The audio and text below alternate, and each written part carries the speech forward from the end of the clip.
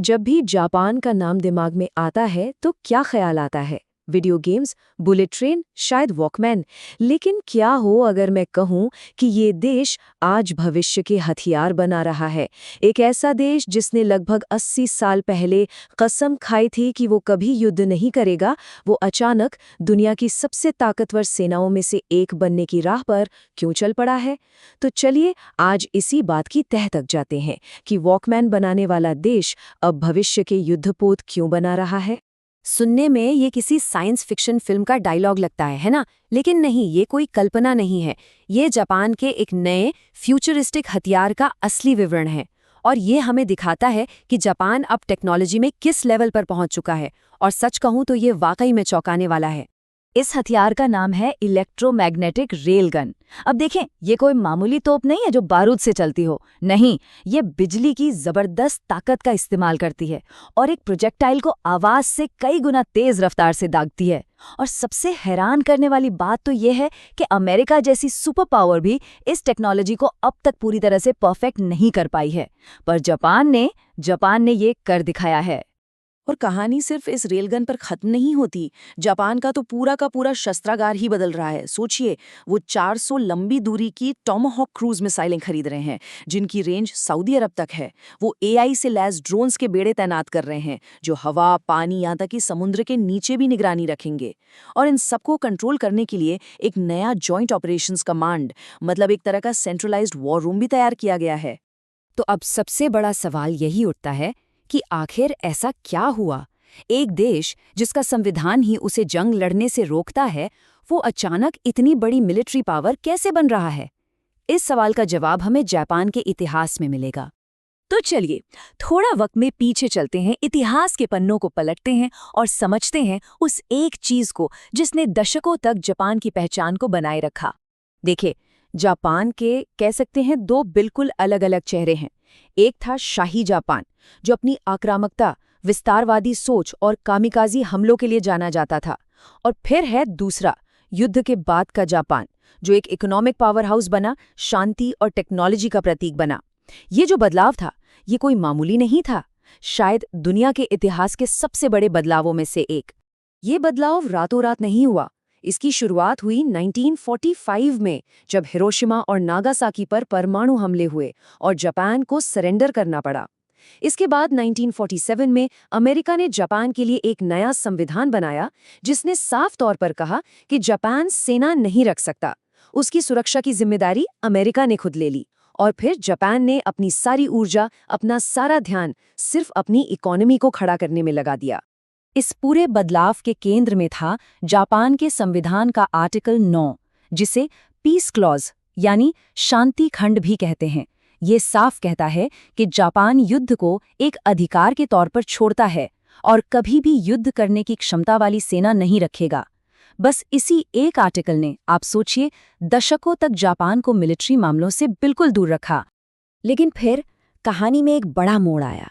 एक नेता आए जिन्होंने जापान की इस शांति प्रिय छवि को बदलने की ठान ली, और उनका नाम था शिंजो आबे।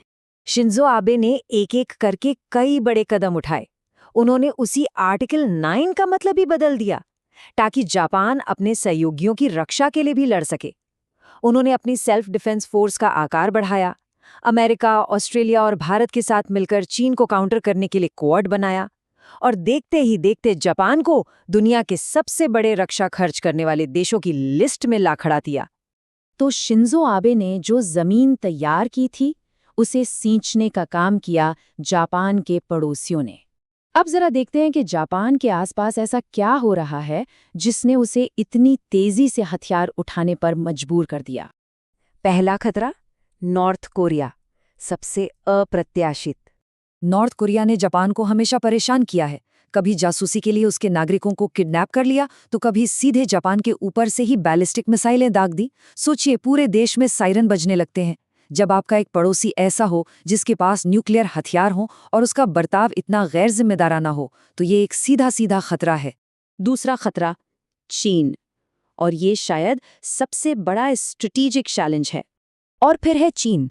चीन अपनी ताकत दिखाने के लिए जापान के इकोनॉमिक जोन में मिसाइलें गिरा चुका है।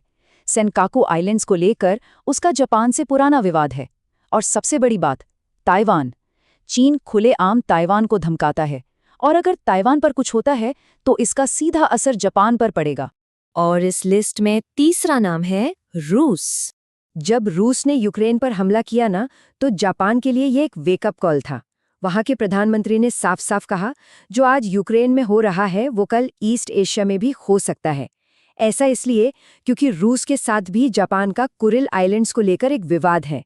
तो यूक्रेन वॉर ने जापान को ये सोचने पर मजबूर कर दिया कि वो अपनी सुरक्षा के लिए किसी और पर निर्भर नहीं रह सकता।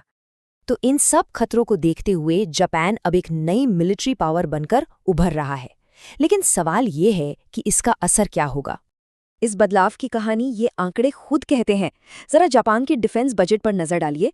2024 में ये था $52 बिलियन और अंदाजा है कि 2026 तक ये $60 बिलियन को भी पार कर जाएगा। ये कोई छोटी मोटी बढ़ोतरी नहीं है, ये जबरदस्त उछाल है।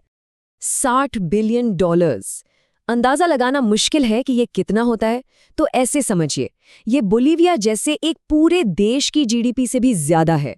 बस एक देश का डिफेंस बजट।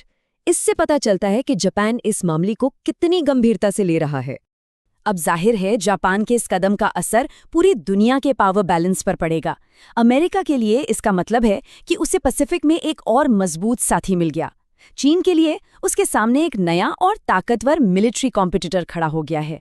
और भारत के लिहाज से देखें तो क्वाड का एक अहम पार्टनर और भी मजबूत हो रहा है, जिससे टेक्नोलॉजी, एआई और साइबर डिफेंस जैसे क्षेत्रों में पार्टनरशिप के नए मौके बनेंगे।